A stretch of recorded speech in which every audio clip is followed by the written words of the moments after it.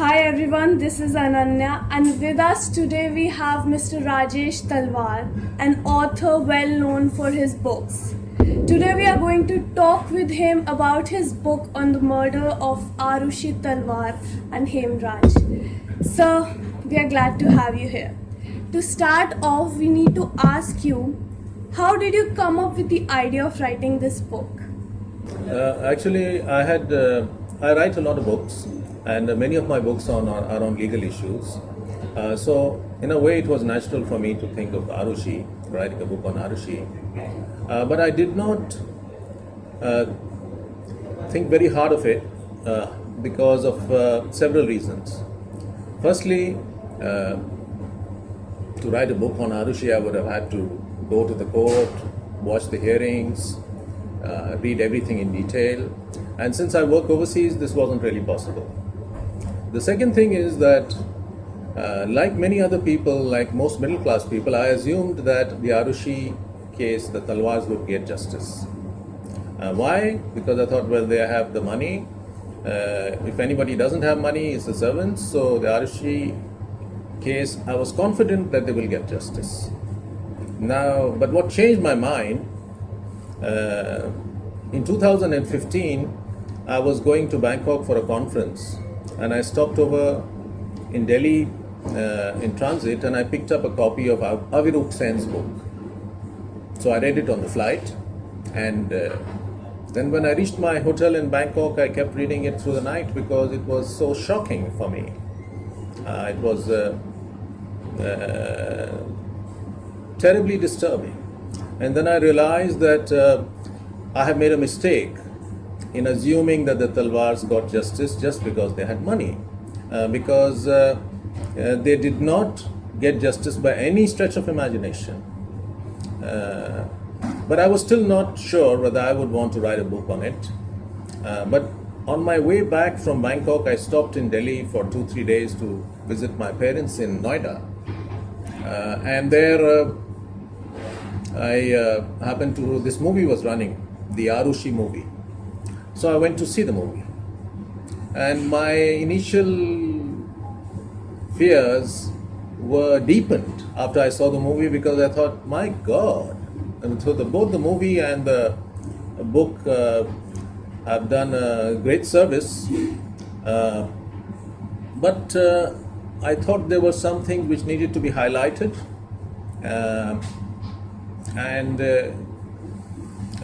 I thought, let me have a look at the judgment. By this time, the judgment was available online, so I picked up a copy, I printed off a copy, and on the way to Kabul, I read it. And I thought, oh my God, I have to write on this. Just one more thing I'd like to mention. I think I have a friend who is the dean at the Jamia Millia Islamia, dean of the law faculty, Manjula Batra.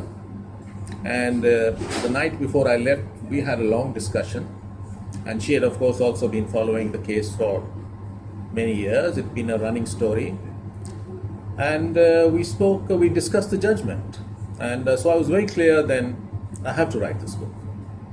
That's great, sir. So I guess the question that everybody wants to know is, how is your book different from Aviruk Sen's book? After reading Sen's book, which is a brilliant book, I found that there was one thing which I was not very happy with, and that is that somewhere in the book, Sen seems to suggest that it was more likely that the servants had committed the crime. He does it not in very crude terms, but it's just implied in the way he writes it out, and there's nothing wrong with that. But I think he needed to spell out the legal requirements for convicting somebody. I think this really is the difference between his book and mine. His book has been written from a journalist's perspective, whereas mine has been written from a combination of lawyer and concerned citizen perspective, because I tried to make it as reader-friendly as possible. I'd like to talk about what is the law of the land in India and all over the civilized world, and that is that in order to, before you can convict somebody of a crime, as a serious crime like murder or any other serious crime, you have to prove your case beyond all reasonable doubt. So that is the basic premise. And in this case, there was no case proved beyond reasonable doubt either against the Talwars or against the servants. And so I think this needed to be said at the outset in both the book and the movie. What the servant said under the truth serum, that has been given undue importance both in the book and the movie, because the case was never proved against either of them. And this brings me to also a question which is currently circulating in the media, which is that, well, if these people didn't do it, if the Talwars didn't do it, then who did it? But this is not the question to ask. The question is, have you proved the case against anybody beyond all reasonable doubt? If you haven't, then you should just admit that we have not been able to find out who is the murder accused. I think I'd like to mention something here a little further, and that is that what happened in Aarushi's case is also symptomatic of what happens in many other criminal cases in the country. So, and this is possibly one of the reasons why they needed to find somebody to convict. Because if a major crime like this goes unsolved, it becomes a kind of indictment against the police, against the court system, against the justice system, and the powers that be, inverted commas. They don't want to look like, they don't want it to look like, oh, it's looking so bad. The justice minister would not want it, the government of the day would not want it, but this is not a good reason to punish somebody who is innocent.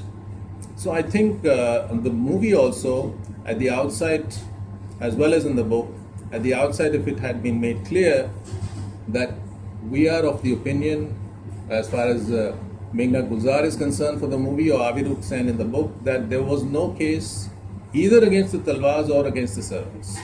And therefore, neither of them should be acquitted. So, so these were my motivations. I thought I need to write about this. The other thing is that Aviruk, in his book, he discusses the judgment very sketchily because he's a journalist. He doesn't want to get in trouble with the law, although he's been very brave in unearthing these facts. But he doesn't have a legal background. I have a legal background. So I read the judgment and I saw so many things wrong with the judgment that I felt impelled that I have to write something. I have to bring justice in this case. I owe it, aside from the fact, of course, that he's my namesake. Alright, so why do you think that they were innocent even before the judgment of the High Court? And then, after I read the judgment and saw the movie, checked all the other information which was available on the net, and there was no doubt in my mind that these are innocent people. The Talwars have been framed in this case, and there are so many reasons which somebody would actually have to buy the book because it's reason after reason why I'm giving why they were clearly innocent.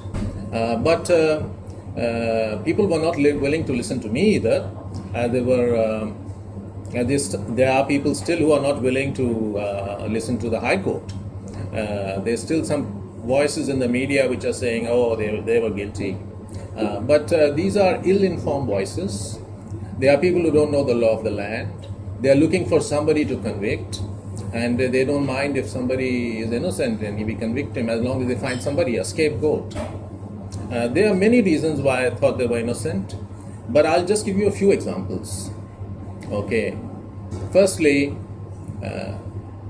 Aarushi's mother, Nupur Talwar, the day before, a few days earlier, they had bought a camera for their daughter. And this camera, the night before the incident, Aarushi took some photographs from it.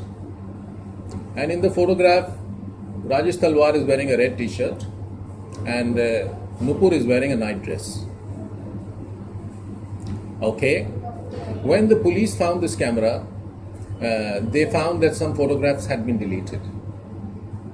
Okay, so now they want to fix somebody. They say, oh, this is very suspicious, you know. She took photographs, but some photographs were deleted. Why were they deleted? And the mother said very obviously, anybody who's taking cameras, there are pictures which you don't like. So you delete them. Right now you're interviewing me, and I've seen you delete 3-4 photographs because you don't like them. So Aarushi deleted photographs is the most natural thing for a photographer to do. That becomes the no, this is suspicious.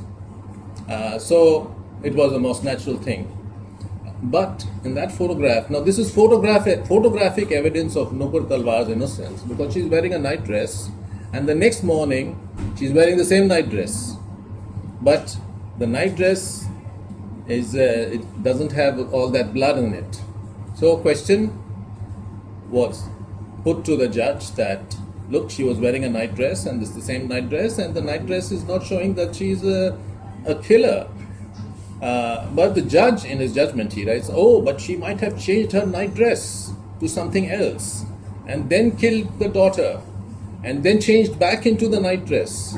Well, Nupur Talwar, she was a hard-working doctor. She was not a fashion model, and even fashion models, when they put on a night dress, they don't go and change it to another night dress.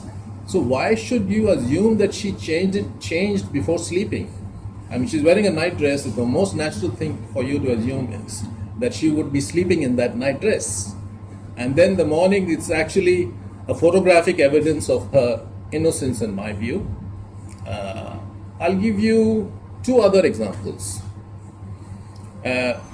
When the maid came in, Nupur Talwar telephoned the servant, Hemraj. According to police records, the phone was ringing somewhere. Okay, so if Nupur and Rajesh had killed the servant, the phone would have been in the house only. Were they so foolish that they would not, switch off the phone? Okay, the police records show that when she rang, the phone rang for a few minutes and then it was switched off. So my question is, this also for me shows her innocence, because where was the phone? Was the phone in the flat? So Nupur was ringing the phone and Rajesh Talwar was in another room holding the phone, which he switched off. That is so stupid. How could they be so stupid? Why would they do it like that? So the phone was tracked down to somewhere else in Noida.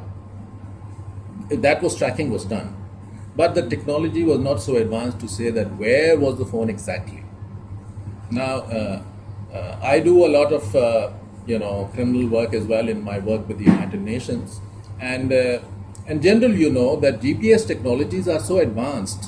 There are kidnapping cases. A girl gets kidnapped, and then she's put into the trunk of a car, but her mobile is there, and the police can zero in into where is the car, where is the signal coming from. They can find exactly the same place. So if the Talwars, did they know the GPS tracking possibilities of the Noida police, of the CBI? How did they know that if the phone was in the apartment, that they would not be able to zoom in exactly, that the phone was Nupur was talking to a phone which was located within the Talwar flat. So it's very clear that, it was somewhere else in Noida. If the technology had been advanced, then they said, no, it was in the flat only. That would have been a kind of conclusive proof that, okay, the Talwars are guilty. But, so I give you the second example. I give you a third example. There was a palm print. Hemraj's body was found on the terrace. There was a bloodied palm print on the wall. And the bloodied palm print was never matched with Rajesh Talwar, because, of course, the UP police was in a mess, the CBI investigation was in a mess. The first CBI investigator, in fact, said that what happened is it rained after a few days, so that got washed away to some extent. But according to him, and he's right, the comparison still could have been done, because traces remain. Even if the rain comes, there's still, if you see through a certain kind of lens, forensic lens, you still find signs. But the hand was never matched with Rajesh Talwar's handprint. Why? it makes me feel that it was never matched because they thought it's not going to be a match.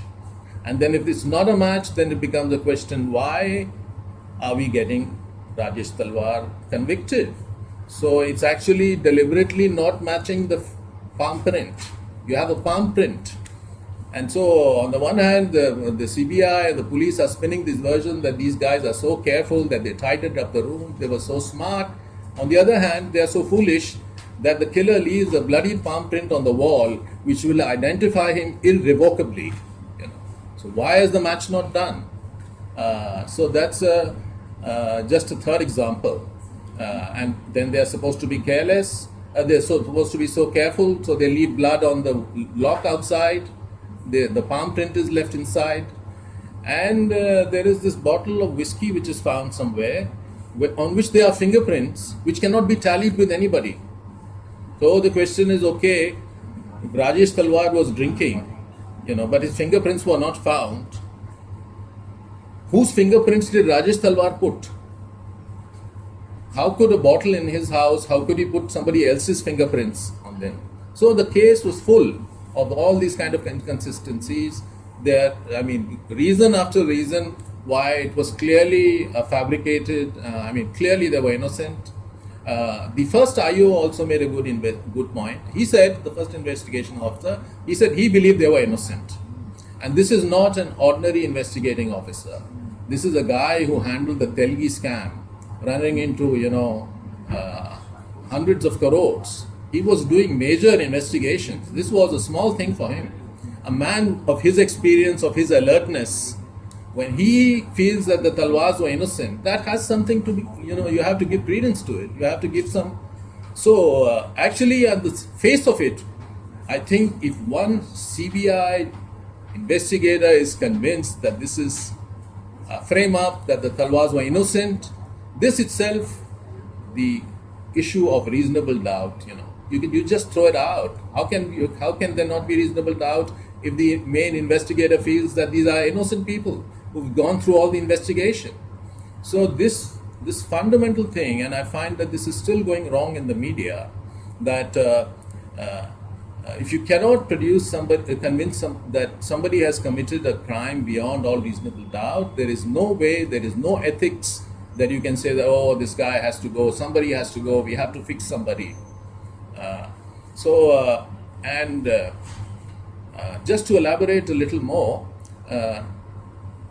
the medical was such a washout. The kind of evidence that was given. There was this doctor who came in and who said, they said, well, how do you think that they were having sex? And he said the penis was swollen. And they said, how do you know this? He said, oh, it's because I know it from my experience with my wife. My God, what are you talking about? Your experience with your wife, you're deposing as a doctor and you're talking about your experiences with your wife. So what he's saying is that whenever there's sex, it takes some time for the penis to get flaccid again. So, so he's using that as an indication. And then you have a qualified doctor who comes in and says that no, there are other medical reasons why this could have happened. It's very normal when the body has been in a certain condition, in a hot atmosphere, this kind of thing can happen. But that opinion is ignored, and you have this loser, this idiot, who's talking about the experience with his wife. So in fact, I paraphrased it in my book, and I said, well, how is he calculating? Somebody says, how do you know that they were having sex? And he says, oh, well, because his penis was. But wouldn't he have got scared when he saw he was going to be attacked by Rajesh Talwar? And he said, oh no, maybe, the signal from the brain to the penis takes time to go. I mean, it's just nonsense. But the court has been listening to this guy, it has been taking note of him, and it has been dismissing the opinion of qualified professionals who are, explaining why these things happen. So I think it's a terrible indictment of how medical professionals depose in court. So, do you think that they were attacked with a golf club, Aarushi and him, Raj? Ananya, I don't think they were killed with a golf club. And I can give you a few reasons why I think this was not the murder weapon. Firstly, the golf club never figures in the first year of the investigation at all. It's nowhere in the sign, in the scene. So the second thing is that it's projected in the media as if the murder weapon is discovered by the police. So it's not discovered by the police. Rajesh Talwar himself gives the golf club to them. It's not that they have unearthed it. So it's a kind of something that is invented later on. Okay, let's use this as a murder weapon. But it's a very implausible murder weapon. I'll tell you why. Because the injuries which are sustained are all, in the facial area, both of Hemraj and of Aarushi. The one is near the temple, one there is, in Hemraj's case, it's at the back of his head. Now, the room, I know I live in a similar kind of an apartment. So, in fact, in my book, I mentioned that Rajesh Talwar must have been a golfer par excellence. So, he should be practicing with Tiger Woods. Because according to this theory, that he comes in and he starts smashing them with golf club, then obviously they will sustain injuries in other parts of their body. They will deflect themselves, they will protect themselves. So he is such a good golfer that he smashes them both on the head in 1 or 2 strokes, which is not at all possible. Everybody will be protecting themselves, and such accuracy to hit the temple. So a golf club is a very unlikely weapon. And how do they select the golf club? Even when they are framing somebody, this is completely a frame up, even when they are framing somebody, they are not framing somebody intelligently. So they are saying that, okay, it must have been this golf club because this was the cleanest golf club. So, couldn't have been some other golf club. I mean, this is a way to calculate that the golf club is, the cleanest golf club. So I think this whole golf club premise was faulty to begin with, and it was not the murder weapon. It was Talwar himself gave it to the police. It was fabricated. It's highly unlikely. It was some other blunt object which was used, which could have been easily targeted to the head. Swinging a golf club, no. I think wherever Mr. Talwar was playing golf, they would not have such talent, to hit with such accuracy. So golf club as a murder weapon, I rule out completely. And I think it's just something they invented, like they invented so much else. So, yeah, I rule it out. The other thing is that, when the judgment does not really conclude about whether Hemraj's arteries were severed in the room or they were severed in the roof. That's not clear. Now, and there's no explanation given by the judge.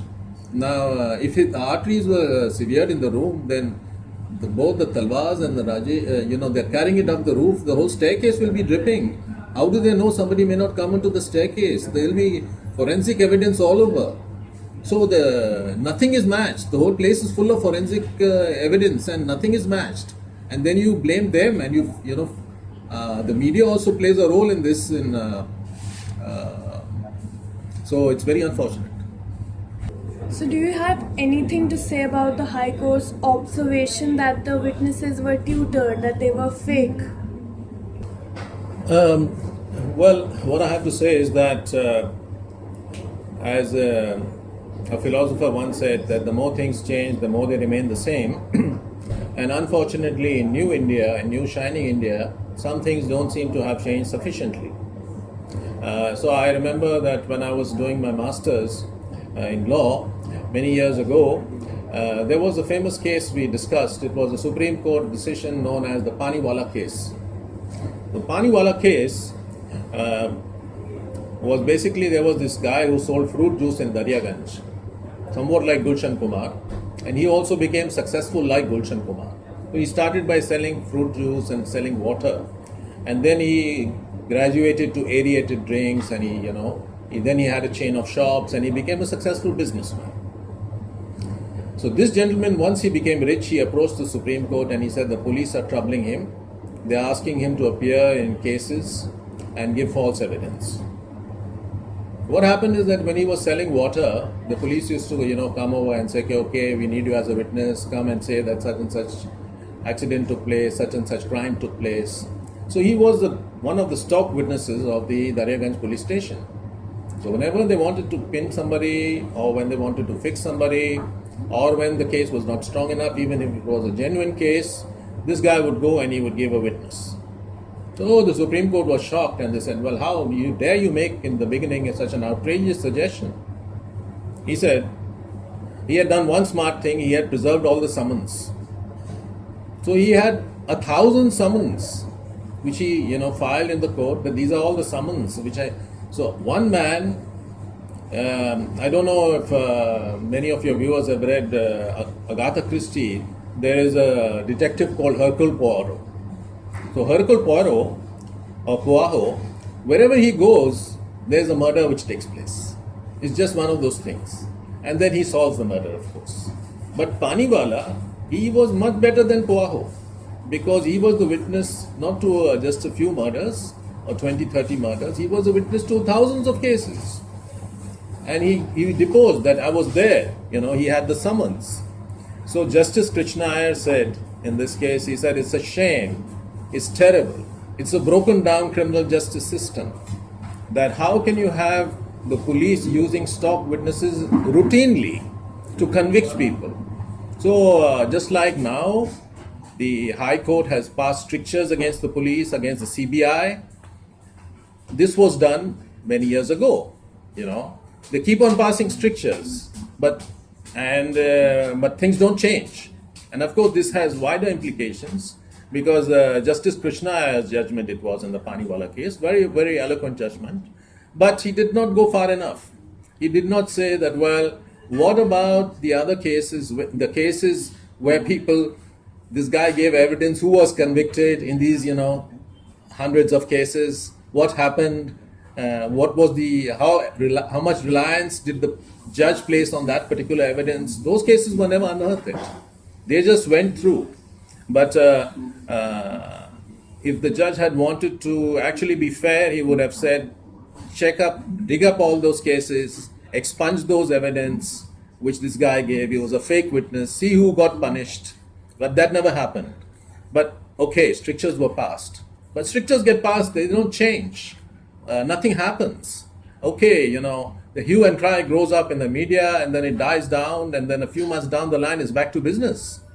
So the more things change, the more they remain the same. It seems terrible, really. And the only difference here is that it's the CBI, which is the premier investigating agency. So people say, okay, we expect this from UP police, we expect this from Bihar police, but we don't expect this from CBI. They are supposed to be, only using the best investigation, the most honest witnesses. So that's the difference. But I'm not surprised. I mean, the CBI is not a completely different animal from the state police. They partake of the same, they are better investigators, no doubt. But some of the corruptions which have crept into state police apparatuses, they have crept into the CBI also. It would be strange if it was not the case. All right. So, yesterday in the evening, my maid auntie said that the Talwars are back. Who are they going to murder now? So, the reputation of the Talwars is almost gone. Now, if they live in a society, half of them are of the view that they are guilty, and half of them are not, despite whatever the rulings are. So, what are they going to do now in this society where half of the people are with them and half are not? That's a wonderful question, Ananya, and thank you for asking that, because it brings me to two things I would like to mention. One is that the role of the media. Why this has happened, why there are so many people who still believe that the Talwars are guilty, despite the fact that there is a High Court judgment which is very clear, very crisp, which gives full of reasons why they should not be punished, why they have been wrongly convicted. And that is, I think, an irresponsible media is contributed largely to it. I'll give you just one example. apart from all the other media persons who just jump in, around the time of the incident, there were many people who said, oh, they did it because Shobha Day said, she was not, Mrs. Nupur Talwar was not looking tragic about the death of her daughter, and she did not behave like somebody who's lost a daughter, so she was guilty. And many people latched on to this. Now, the High Court has very, very wisely observed that different people react to different situations differently. So, there are poems and there's literature which talks about how people react differently to different kind of tragedies. There's a poem which I read in university days called In Grief, and it talks about how some people, they will wail and beat their breast when something tragic happens, but it talks about a grief which is so profound, which is so deep, that you just cannot speak. You are just silent. And it talks about how, there are psychological studies which talk about soldiers. All my families in the army, and we live in army sectors. There are soldiers who are in the front. When their limbs get chopped off, they are unable to feel the pain. There's numbness which sets in. They cannot feel the pain for a long time because they're shocked. They can't react. These are the body's, systems to manage grief, because you cannot absorb the enormity of what has happened. You refuse to accept that this has happened. So there's numbness. You cannot, everybody is not the wailing and beating the breast kind of a thing. And in any case, we do that too much in India, in Pakistan, in the subcontinent, that we just there are people who just, they want to exhibit their grief. So silent grief, deep grief. Look at the English, how they behave. They have a more stoic expression. Let's have some variety. And you have somebody like Shobha Day, educated, intellectual leader. She's saying, they didn't look sad enough. They didn't look grief-stricken. There were not enough wailing. And that means they're guilty. They're jumping on like this. I think this is completely irresponsible. The media is completely irresponsible. And at this juncture, I'd say that we need to have a media law. I studied media law in the UK. You don't have the media. Media is not allowed to make statements like this, which can prejudice a court.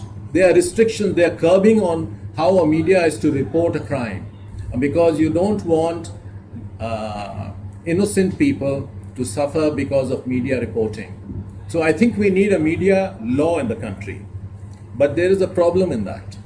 The problem is that in other countries where the justice system is working very well, they can put these restrictions on the media. But here, our justice system is not working very well, and sometimes it's the media does a good job by bringing things to the attention of people, by reporting crimes, by unearthing crimes. So we have to first repair the judicial system possibly, but we do need to somehow put curbs on the media. So this is the kind of reporting, because everybody is watching, people are at different levels, and they watch this media and they say, they must be guilty. Or people who formed an opinion because of the media, now they don't want to backtrack. I met a colleague who said, he used to say they were guilty a few years ago, and now the High Court judgment has come. He still said, no, they were guilty. I don't accept the High Court judgment. So they form their opinions on the basis of all these media stories, of all this, and the media is sensational, so they will, I think this has been beyond, I think it can never be the loss of a child, I think, and the way the media has dealt with it is just terrible, it's just brutal, and it continues to be brutal. They continue to follow the story, they continue to follow the TRPs, they invite all kinds of people who continue to say, well, it was them, it was, everybody has an opinion. So this kind of a thing is shameful. Alright, so if not the Talwars, then who according to you did commit these murders? Well, clearly the Talwars are innocent. I feel there's enough material to show their innocence. What to talk about benefit of reasonable doubt. But in my view, as I said at the outset, that the servants also should have been given the benefit of reasonable doubt. So you can't convict anybody.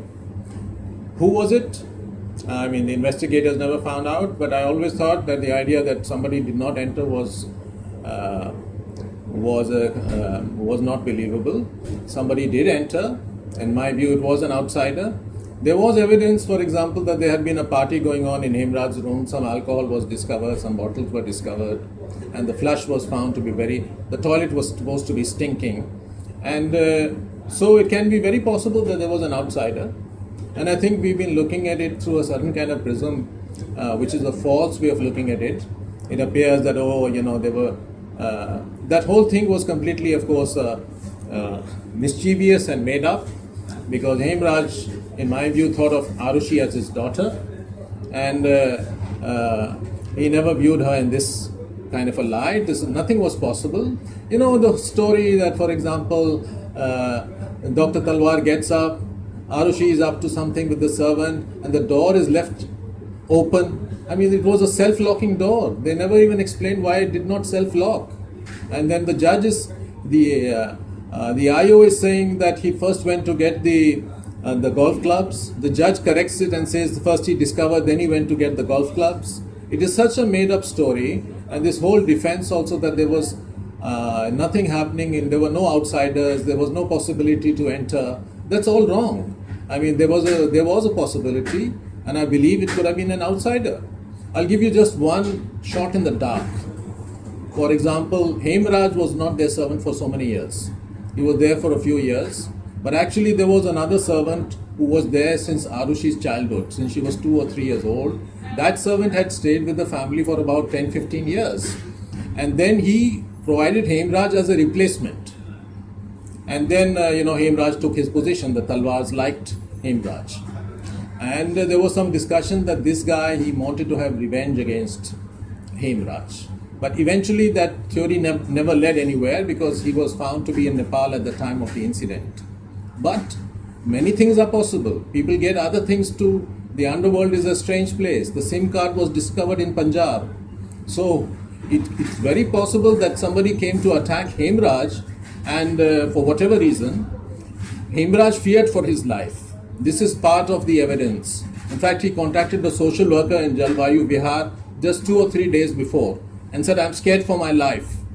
But the media played it. He was scared for his life from the Talwars. So I don't want to throw in any theories about who it could have been, but I just throw this idea that thus far, actually, in the investigation, it's been Aarushi who's been the focus. But it's possible that somebody actually came to kill Hemraj, and Aarushi became the unintended victim. I mean, she just got up and she heard some noise and she came out and she became the unintended victim. I'm not saying this happened, but I'm saying there are multiple possibilities, there are endless possibilities. An outsider could clearly have come, and those possibilities were not fully or properly investigated. So, anybody's guess. But benefit of doubt to the Talwars, benefit of doubt to the servants. No case was proved beyond reasonable doubt in either case. So, we don't have to find out who killed. In a way, I'm happy if the police says that which at one stage the CBI wanted to say that we don't know. Because, if the police say we don't know, that makes the authorities responsible. That produces a dissatisfaction in the audience and in the viewership. Then they say our system is not working. Then government of the day is forced to do things.